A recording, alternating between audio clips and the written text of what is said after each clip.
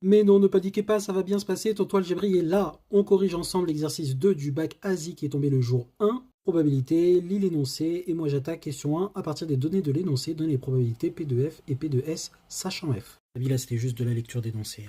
2A, construire un arbre pondéré qui illustre la situation avec les données disponibles dans l'énoncé. Voici l'arbre, donc il fallait en déduire celles qui n'étaient pas directement données, et j'ai mis en rose celles qu'on avait dans les questions suivantes parce qu'ils disent avec les données disponibles. Il y a un 0,2 ici. Check pour là. Montrer en 2B que P de S bar sachant F bar est égal à 0,2. J'applique la définition du cours, donc la probabilité conditionnelle c'est la probabilité de l'intersection divisée par la probabilité de F bar, mais j'ai chacun d'entre eux.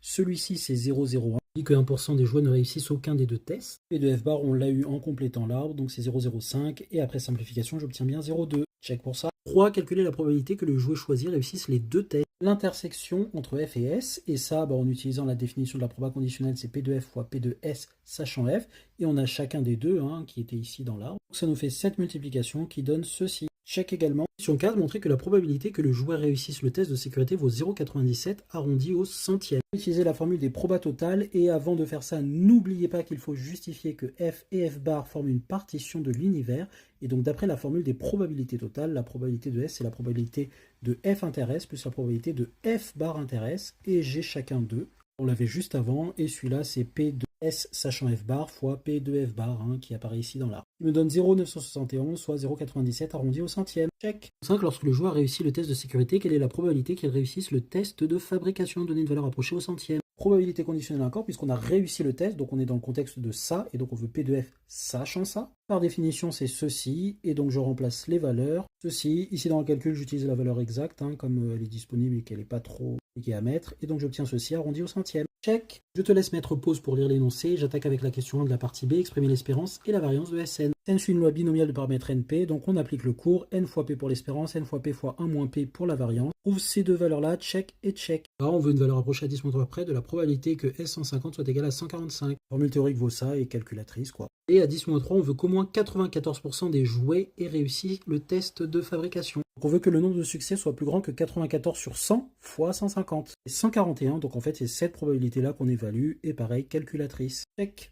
On introduit Fn, et 3a, calculer l'espérance et la variance de Fn. L'espérance de Fn, c'est l'espérance de ceci d'après l'énoncé, et par linéarité de l'espérance, je fais sortir le facteur 1 sur n de l'espérance, qui me donne bien ceci après simplification. Check. Pareil pour la variance, sauf qu'il faut faire gaffe, quand j'ai un facteur dans la variance, il sort devant au carré. Un 1 sur n carré avec un n au-dessus, ça se simplifie et ça me fait 1 sur n. Et pause pour lire la question B. On a que P de I c'est égal à cette proba qui est en fait égale à celle-ci, qui est 1 moins celle-ci à laquelle je peux appliquer l'inégalité de BT. Après avoir résolu l'équation sur ça, je trouve n est égal à 2960.